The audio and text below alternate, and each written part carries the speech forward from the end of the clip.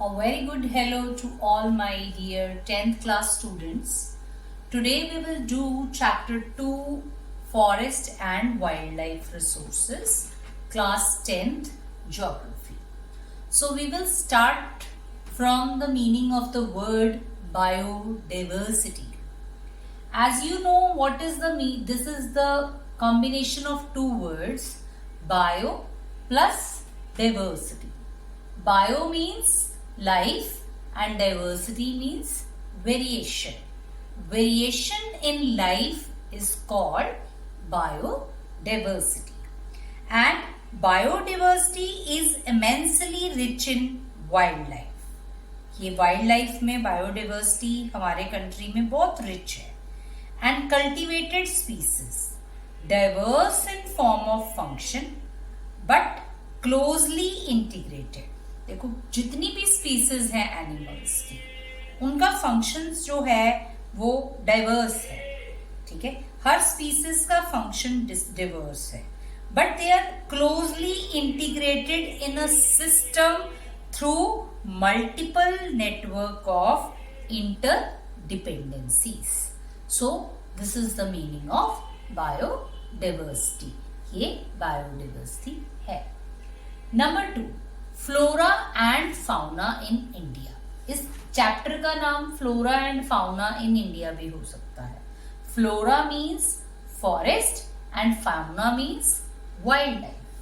ठीक है, आपके 9th क्लास में चैप्टर था natural vegetation and wild life. Natural vegetation means forest and natural vegetation and wildlife. Here now in 10th class you have the chapter forest and wildlife resources. इसका नाम ये भी हो सकता था flora and fauna in India. These three are the same. तीनों same है.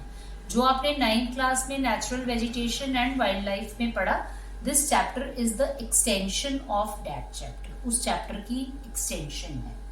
तो इंडिया में जो flora and fauna है, India is one of the world's richest country. World के रिचेस्ट कंट्रीज में इंडिया आता है, जहां पे फ्लोरा एंड फाउना की बहुत डाइवर्सिटी है. और इंडिया में nearly 8% of the world's total number of species है. 1.6 million estimated species are there in India. इतनी स्पीसीज है कि we have taken it as for granted. हमने उसको फॉर ग्रांटेड ले लिया. ठीक है, but they are under stress now. Stress में है. ठीक है, nearly 81,000 species of fauna is found in India. 47,000 species of flora are found in India. ठीक है, and 15,000 flowering species are endemic to India. 15 endemic to India means that belongs to India. Next, 10% of India's recorded wild flora, 10% recorded wild flora, and 20% of its mammal, they are on the threatened list. Threatened list कौन सी list होती है? जो endangered है. जो 10% India की flora और 20% India के mammals जो हैं, they are on the threatened list. That means they are endangered. वो इंडेंजर हैं कि अगर हम उनको नहीं बचाएंगे तो वो खत्म हो जाएंगे. Many of them are on the verge of extinction. कई तो ऐसे हैं जो बस एक्सटिंक्शन, खत्म होने के वर्ज के ऊपर है. ठीक है, इनमें से I am giving you some example like cheetah, pink-headed duck, mountain quail, forest spotted owl, the tree mahua, the grass, one variety of grass, Habardia hypnorean. These species are on the threatened list. ये threatened list के ऊपर है कि अगर हमने इनको नहीं बचाया तो ये खत्म हो जाएंगे. Next is among the larger animals. जो लार्जर एनिमल्स हैं इंडिया में, उसमें से 79 स्पीसीज मैमल्स की, 44 बर्ड्स की, 15 रेप्टाइल्स की और 3 amphibians. They are also threatened. and nearly 1500 plant species are also endangered. ठीक है, हमने यहाँ पे पढ़ा कि इतनी इंडिया में स्पीसीज हैं, इन दिस 4 पॉइंट्स में हमने पढ़ा कि इतनी डाइवर्सिटी इंडिया में है. नेक्स्ट पॉइंट्स में हमने पढ़ा कि उसमें से इतनी इंडेंजर्ड हो गई और अगर हम उनको नहीं बचाते तो वो एक्सटेंट भी हो जाएंगी, खत्म भी हो जाएंगी. Flowering and vertebrate animals have recently become extinct at a rate estimated to be 50 to 100 times the average expected natural rate, right? What are the negative factors that cause such fearful depletion of flora and fauna? कि हमारी जो flora and fauna है वो deplete हो गई है, उसके पीछे क्या नेगेटिव फैक्टर्स हैं, किस वजह से डिप्लीट हो रही है, what are the reasons? First reason is use of forest. हम फॉरेस्ट को वेरियस जगह पे यूज कर रहे हैं, जैसे we are using forest wood, we are using bark, we are using leaves of forest, we are using forest for rubber, we are using forest for medicines, we are using forest for dyes, food, fuel, fodder, manure. So we have so many uses of forest. तो इतने uses forest के होंगे तो cutting of trees तो होगी, deforestation तो होगी. So this is the first negative factor. ये पहला नेगेटिव फैक्टर है. दूसरा नेगेटिव फैक्टर क्या है कि रेलवेज की एक्सपेंशन हो रही है, एग्रीकल्चर की एक्सपेंशन हो रही है. अगर अब हमें एग्रीकल्चर के लिए लैंड चाहिए, रेलवेज के लिए लैंड चाहिए, तो हम क्या करेंगे? फॉरेस्ट की कटिंग करेंगे. तो फिर ये दोनों, रेलवेज की एक्सपेंशन होना और एग्रीकल्चर का बढ़ना, फॉरेस्ट के लिए क्या हो गया? नेगेटिव फैक्टर हो गया, उसके लिए नेगेटिव हो गया. ठीक है, कि इसकी वजह से फॉरेस्ट की कटिंग हो रही है. Third factor is the mining activities. These are also responsible. कहीं पे भी अगर माइनिंग होगी तो वहां पे डिफॉरेस्टेशन होगी. जंगल में तो माइनिंग नहीं हो सकती ना, जहां पे भी माइनिंग होनी है पहले जंगल को काटना पड़ेगा. ठीक है, so mining is also the negative factor. ये भी एक नेगेटिव फैक्टर हो गया. उसके बाद कोई लार्ज स्केल डेवलपमेंट प्रोजेक्ट्स है, जैसे हमने कोई डैम बनाना है, तो कहीं पे भी जब हम डैम बनाएंगे तो वहां पे डिफॉरेस्टेशन होगी, पहले कटिंग ऑफ ट्रीज होगा, एरिया को खाली किया जाएगा, तभी वहां पे डैम बनेगा ना. सो कोई भी लार्ज स्केल डेवलपमेंट प्रोजेक्ट है उसके लिए डिफॉरेस्टेशन होता है, and deforestation means cutting of trees. So this is also the negative factor. So I am giving you one example now. Buxa tiger reserve. ये टाइगर रिजर्व जो है ये वेस्ट बंगाल में है. It is in West Bengal and it is seriously threatened. ये seriously threatened है कि ये खत्म हो जाएगा. बक्सा टाइगर रिजर्व जो है वो खत्म हो जाएगा. क्यों? क्योंकि यहाँ पे ऑनगोइंग डोलोमाइट माइनिंग शुरू हो चुकी है. माइनिंग शुरू हो चुकी है. It has disturbed the natural habitat of many species and blocked the migration route of great Indian elephant. उसके बाद grazing animals जो grazing करते हैं, या हम fuel collect करते हैं forest से, this is also the negative factors.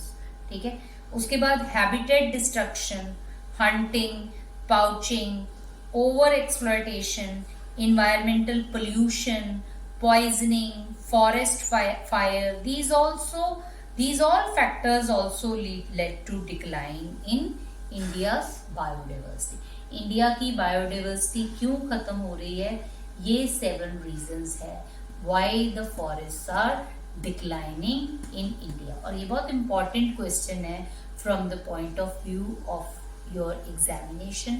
Board exam में ये क्वेश्चन अक्सर आ जाता है, क्योंकि एग्जामिनर हमेशा ये सोचता है कि this is the easiest question to ask to the students कि बायोडाइवर्सिटी क्यों खत्म हो रही है. क्योंकि ये रीजन जो है, these reasons are not very difficult to learn. इनको याद करना कोई मुश्किल नहीं है. ठीक है, now the next part, good practices towards the conservation of flora and fauna. कि हमने अपनी फ्लोरा, ये तो हो गए रीजंस कि हमारी फ्लोरा एंड फाउना क्यों खत्म हो रही और बहुत तेजी से खत्म हो रही। अब अगला क्वेश्चन क्या है कि क्या हम उसको बचाने के लिए भी कुछ कर रहे हैं। ठीक है, good practices towards conserving flora and fauna. Flora और एंड फाउना को बचाने के लिए हम क्या कर रहे हैं, गवर्नमेंट हमारी क्या एफर्ट कर रही है फ्लोरा एंड फाउना को बचाने के लिए। सबसे first point, conservation preserves the ecological diversity. जब हम किसी चीज को फ्लोरा एंड फाउना को सेव करते हैं, कंजर्व करते हैं, तो उससे जो हमारी इकोलॉजिकल इन्वायरमेंटल डाइवर्सिटी है वो भी सेव होती है, और जो हमारा लाइफ सपोर्ट सिस्टम है, वाटर, एयर, सॉइल, वो सही तरीके से चलता है। Number 2, it also preserves the genetic diversity of plants and animals for better growth of species and breeding। जब जेनेटिक डाइवर्सिटी प्रिजर्व होगी, जेनेटिक जीन्स की डाइवर्सिटी, सबका जीन्स अलग अलग है, तो ये जीन्स की डाइवर्सिटी जब प्रिजर्व होगी, ठीक है, तो डिफरेंट टाइप्स के एनिमल्स जो हैं वो पैदा होंगे। ठीक है। Third, wild life protection act was implemented in 1972 for protecting habitats। Wild life protection act मतलब कि वाइल्ड लाइफ को प्रोटेक्ट करने के लिए एक एक्ट, कानून बना 1972 में। Number 4, all India protected species list was also published. जितने भी एनिमल्स प्रोटेक्टेड हैं उनकी लिस्ट जो है वो पब्लिश की गई। ठीक है। उसके बाद many central and state governments established national parks and wildlife sanctuaries also। The central government also announced several projects for protecting specific animals which were on the threatening list, including Project Tiger, Project Rhinos, the Kashmir stags, 3 types of crocodiles, freshwater, saltwaters, and ghadials, the Asiatic lions। That means the government has started so many projects।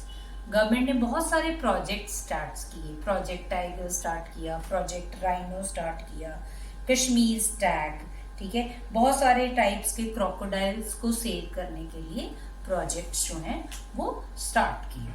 Number 7, most recently the Indian elephant जो है, blackbuck जिसको चिंकारा बोलते हैं, the great Indian bustard and the snow leopard have been given full protection. ये जो animals हैं, Indian elephant है, blackbuck है, स्नो लेपर्ड है, इनको फुल और पार्शियल लीगल प्रोटेक्शन दी गई अगेंस्ट हंटिंग, कि इनकी हंटिंग जो है वो टोटली बैन कर दी गई। अगेंस्ट हंटिंग एंड ट्रेड, इनका कोई ट्रेड भी नहीं करेगा, इनकी हंटिंग भी नहीं होगी, इनका कोई ट्रेड भी नहीं करेगा, तो ये गवर्नमेंट ने बैन की। So these are the efforts by the government, जिसको कि हम बोलते हैं these are the good practices by the government to save the flora and fauna of India। The next is what is Project Tiger। ये project tiger जो है ये क्या है? ये प्रोग्राम स्टार्ट किया गया to save the tiger population in India. Tiger जो है वो इंडेंजर्ड है इंडिया में, तो उसको सेव करने के लिए एक प्रोग्राम शुरू किया गया जिसका क्या नाम रखा गया? Project tiger. और ये प्रोग्राम कब शुरू हुआ? It was launched in 1973। इसको 1973 में लॉन्च किया गया and initially it showed success. शुरू में ये बहुत सक्सेसफुल रहा प्रोजेक्ट। 1985 में टाइगर पॉपुलेशन जो है वो 4002 थी, जो कि इंक्रीज होके 1989 में 4334 हो गई। इतना इंक्रीज जो है वो हो गया।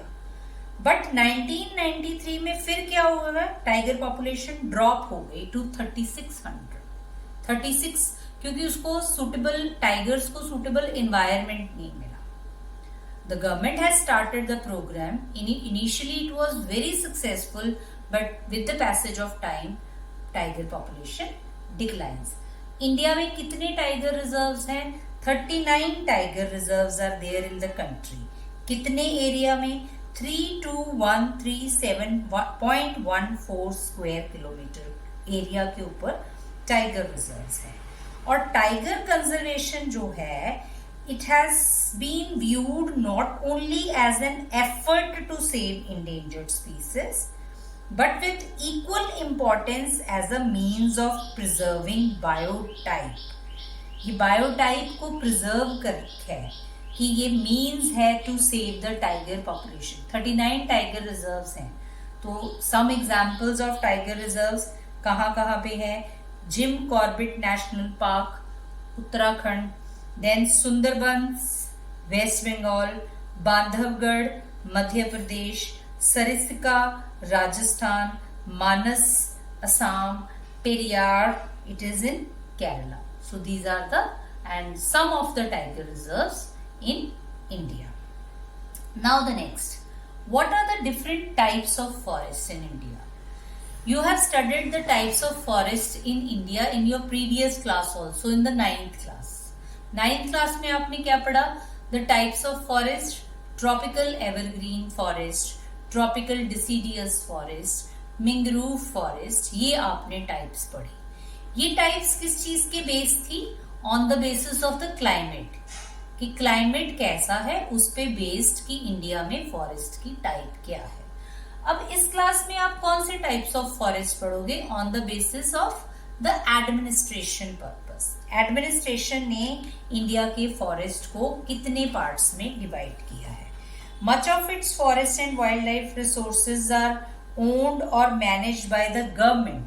बहुत सारे फॉरेस्ट हैं जिसको मैनेज गवर्नमेंट ही करती है इंडिया में. फॉरेस्ट डिपार्टमेंट है इंडिया का बहुत बड़ा.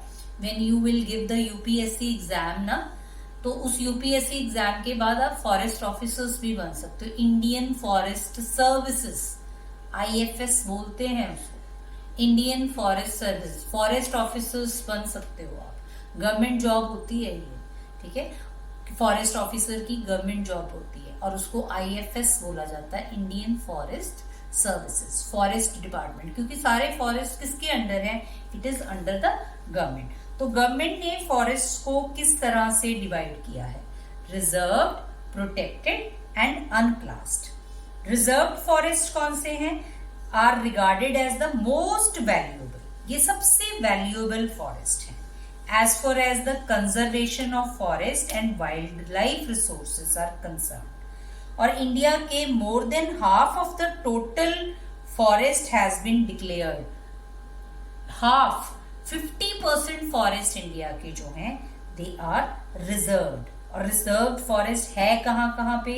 J&K, then in Uttarakhand, in Kerala, in Tamil Nadu, in West Bengal, in Maharashtra. ये स्टेट्स हैं जहां पे रिजर्व्ड फॉरेस्ट जो हैं वो हैं. In Arunachal Pradesh also. Then comes the second, protected forest.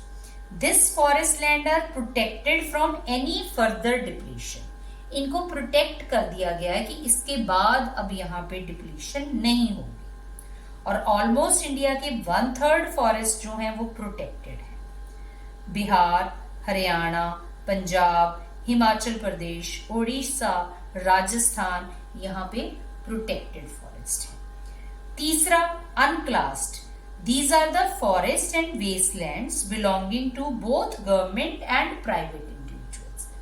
ये भी गवर्नमेंट के अंडर है, ये भी गवर्नमेंट के अंडर है. रिजर्व्ड भी गवर्नमेंट के अंडर है, प्रोटेक्टेड भी अंडर. अनक्लास्ड जो है वो गवर्नमेंट के अंडर भी है और प्राइवेट इंडिविजुअल्स के अंडर भी है, कम्युनिटीज के अंडर भी है. नॉर्थ ईस्टर्न स्टेट्स इंडिया के, पार्ट्स ऑफ गुजरात जो है वहां पे अनक्लास्ड फॉरेस्ट है. और जो रिजर्व्ड और प्रोटेक्टेड फॉरेस्ट होते हैं ना, दे आर टुगेदर कॉल्ड, इन दोनों को परमानेंट फॉरेस्ट बोलते हैं. Maintained for producing timber and other forest produce. और सबसे ज्यादा इंडिया में परमानेंट फॉरेस्ट कहाँ पे है? मध्य प्रदेश. 75% जो है area, it is under the forest in Madhya Pradesh, and reserved and protected both are called the permanent forests. Yes, now after the efforts of the government, the next and the last question of this chapter is the community contribution towards protecting flora and fauna. कि लोगों ने क्या किया flora and fauna को बचाने के लिए. पहले तो हमने पहले क्वेश्चन में पढ़ा कि गवर्नमेंट ने क्या किया फ्लोरा एंड फाउना को बचाने के लिए. अब ये लास्ट क्वेश्चन में हम क्या पढ़ेंगे कि लोगों ने, कम्युनिटीज ने क्या किया कंट्रीब्यूट फ्लोरा एंड फाउना को बचाने के लिए. तो सबसे पहला कम्युनिटी का एफर्ट क्या है, नेचर वर्शिप. ये एज ओल्ड प्रैक्टिस है, ट्राइबल बिलीफ है, based on the promise that all creations of nature have to be protected. Such believes considered several virgin forest in the primitive form called sacred groves. हमने कई पेड़ों को sacred समझा हुआ कि ये sacred है, नेचर की वर्शिप, कि नेचर जो है वो सबसे ऊपर है. ठीक है, sacred forest of gods and goddesses. Any interference in these forests are strictly banned. कि हमने कई फॉरेस्ट ऐसे हैं इंडिया में जिनको सेक्रेड ग्रूव्स कहा है कि ये भगवान का ही रूप है. तो जब हमने भगवान का रूप कर दिया तो उसकी कटिंग जो है वो पॉसिबल नहीं है, वहां पे फिर कटिंग नहीं हो सकती, क्योंकि हम उसको हमने उसको वर्शिप करना शुरू कर दिया, नेचर को हमने वर्शिप करना शुरू कर दिया. तो ये एक बहुत बड़ा तरीका है किसी चीज को सेव करने का. अब ये दो कम्युनिटीज हैं छोटा नागपुर प्लेट्यू में, मुंडास एंड सैंथल्स, ये कम्युनिटीज के नाम है. ये दो ट्रीज महुआ और कदम्बा, इसकी पूजा करते हैं. ये लोग महुआ ट्री और कदम्बा ट्री की पूजा करते हैं. तो अगर पूजा करेंगे तो इनको काटेंगे नहीं ना, क्योंकि हमने इसको भगवान मान लिया. ट्राइबल्स ऑफ उड़ीसा है या बिहार है, वहां पे टैमरिंड और मैंगो ट्री की पूजा की जाती है, टैमरिंड ट्री की. और जो हिंदू रिचुअल्स होते हैं ना बेटा, उसमें मैंगो के जो लीव्स है ना, उसको बहुत इंपॉर्टेंट माना जाता है. उन रिचुअल्स में मैंगो लीव्स को यूज किया जाता है. ठीक है, क्योंकि वो उसकी पूजा करते हैं. ठीक है ना, वो उसकी पूजा करते हैं. कई जगह पे, अब आप, we are living in Punjab में आपने कई जगह पे देखा होगा लोग पीपल ट्री की पूजा करते हैं. आपने कहीं पे भी पीपल ट्री देखा होगा या बैनियन ट्री देखा होगा, तो आपने देखा होगा कि उसके आसपास लोगों ने दिए जलाए होते हैं. ठीक है, दिए जलाए का मतलब वो उसकी पूजा करते हैं. तो जब हमने उसकी पूजा करनी शुरू कर दी तो वो ट्री सेव हो जाएगा. तो ट्रीज की पूजा करना, उनकी वर्शिप करना, उनको सेव करने का एक तरीका है. This is the one way to save the forest. ठीक है, and we will found, third point, we will found troops of macaques. कभी आप हिली एरियाज में जाओ, वहां पे आप देखोगे कि लंगूर्स, मकाउस आपको आम ही मिल जाएंगे. Macaques are also the type of a monkey का एक टाइप है. वो आप उसको आम ही देख लोगे कि मंदिरों में मंकीज जो है वो घूमते होते हैं, और जो वहां के लोग हैं वो उनको फीड करते हैं. ठीक है, they are feeding them. Are द largest around many temples, and they are fed daily and treated as a part of temple devotee. उनको जो मकाउस को और लंगूर्स को टेम्पल डिवोटीज ही समझा जाता है. ठीक है, तो वहां पे ये सेव हो गए क्योंकि उनको टेम्पल डिवोटीज समझा जाता है. The third next one is in and around Bishnoi village in Rajasthan. Rajasthan का बिश्नोई विलेज बहुत फेमस है. बिश्नोई विलेज जो है वो बहुत फेमस है. यहाँ पे herds of blackbucks, nilgais and peacocks can be seen as an integral part of the community. इन लोगों की लाइफ का बहुत इंपॉर्टेंट पार्ट है ब्लैक बग. इन लोगों की लाइफ का बहुत इंपॉर्टेंट पार्ट है nilgai and the peacocks also. And these can be seen in the homes. लोगों के घरों में जो है वी आर मतलब कि see people see these animals in their homes also, and people are protecting these animals the nilgais, the peacocks and the black bucks. और ये इन एनिमल्स की पूजा करते हैं. ठीक है. Next is the famous Chipko movement. It was started by the Sundarlal Bahuguna in the Himalayas to save the trees.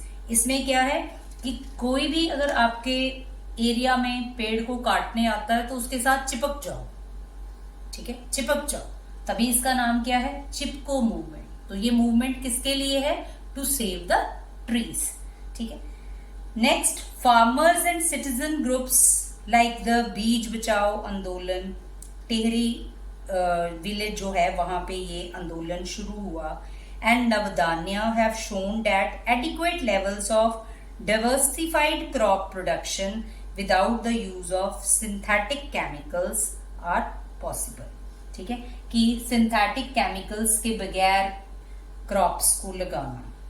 And the last is joint forest management. It is called the JFM program. It furnishes a good example for involving local communities in the management. Government जो है वो local communities को अपने साथ मिल के forest को save करने के प्रोग्राम्स बनाती है. और ये प्रोग्राम जो है JFM, जॉइंट का मतलब गवर्नमेंट और लोग दोनों, गवर्नमेंट और लोग दोनों. And this program was started in 1988 in Odisha when the state passed the first resolution for JFM. So this is all about your chapter. This chapter is over now, and in the next video we will revise this chapter again. Thank you very much.